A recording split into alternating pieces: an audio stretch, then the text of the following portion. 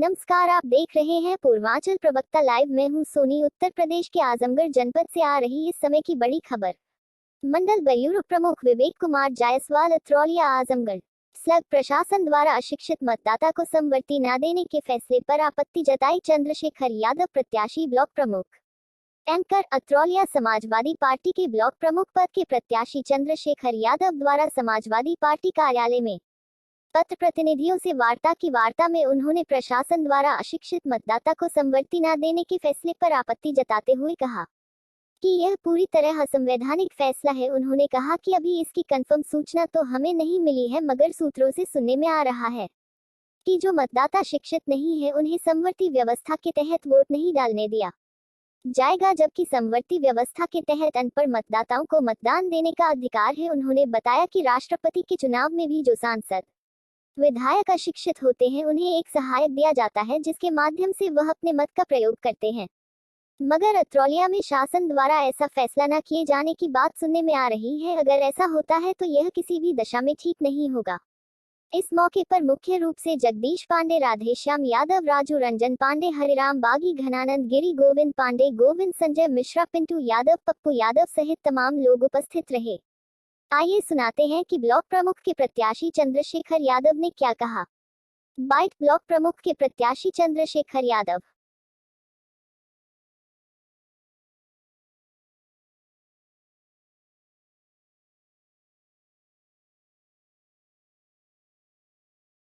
यहाँ हमारी छोटी सूचना पर सभी प्रिंट मीडिया के लोग उपस्थित हुए। इसको हम सारे लोगों को समाजवादी पार्टी परिवार की तरफ से हार्दिक स्वागत करते हैं। अभी तक जो ये चुनाव की प्रक्रिया चली है उसमें प्रशासन के तरफ से हमको कोई गतिरोध उत्पन्न नहीं किया गया और प्रशासन का रवैया हमारे प्रति बहुत ही अच्छा रहा। प्रशासन के द्वारा कहीं कोई गलतफहमी नहीं की गई। लेकिन जैसी कि सूचना मिल रही है कि हमारे कुछ बीडीसी सदस्य जो अनपढ़ थे और अनपढ़ बीडीसी सदस्यों को इस देश के अंदर राष्ट्रपति के चुनाव में भी जहां एकल संक्रमणी पद्धति के तहत चुनाव होता है वहां सहवर्ती दिया जाता है, वहां कंपेनियन दिया जाता है। लेकिन विरोधी इतने हताश और निराश हैं, इतने हताश निराश हैं कि उनका कोई कंपेनियन है नहीं। जो 7 लोग निरक्षर हैं उनके कंपेनियन को रोकने की कोशिश कर रहे हैं। हम ये मानते हैं वो चाहे जितनी साजिश कर लें, चाहे 7 को रोक लें, चाहे 17 को रोक लेंगे, विरोधियों की कहीं कोई साजिश सफल होने वाली नहीं है। लेकिन इस तरह से जो एक बीडीसी सदस्यों का मौलिक अधिकार है कि जो अनपढ़ हो वो अगर एमएलए हो, एमपी हो, तब भी राष्ट्रपति के चुनाव में वो सहायक ले सकता है। लेकिन ऐसी सूचनाएं अभी हम क्लियर नहीं है, लेकिन ऐसी सूचनाएं हमको मिल रही हैं कि उनको सहवर्ती नहीं दिया जा रहा है। अगर ऐसा होगा तो ये बापू के लोकतंत्र की बहुत बड़ी हत्या होगी, बहुत बड़ी हत्या होगी।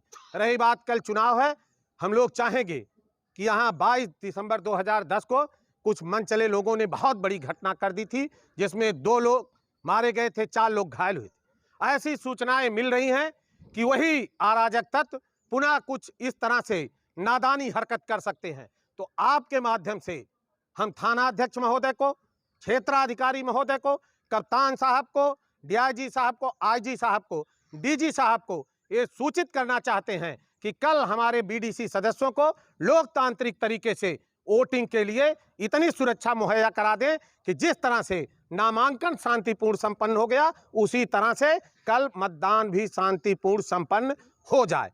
नहीं तो यहाँ कल गांव-गांव से लोग चल करके ये अत्रौलिया ब्लॉक पे विगत 40 वर्षों से हमारे परिवार को सेवा करने का अवसर मिला है और कल अत्रौलिया ब्लॉक की महान जनता बड़ी संख्या में उसमें प्रतिभाग करने के लिए आएगी। इस नाते प्रशासन से आपके माध्यम से हमने फैक्स के माध्यम से डीजीपी, आईजी, दूरभाष पर एसओ, सीओ, एसएसपी को सूचित कर दिया है कि कल चुनाव शांतिपूर्ण तरीके से संपन्न कराइए। तो हम आपके माध्यम से भी इस बात को बता रहे हैं कि कल चुनाव शांतिपूर्ण तरीके से संपन्न हो जाए।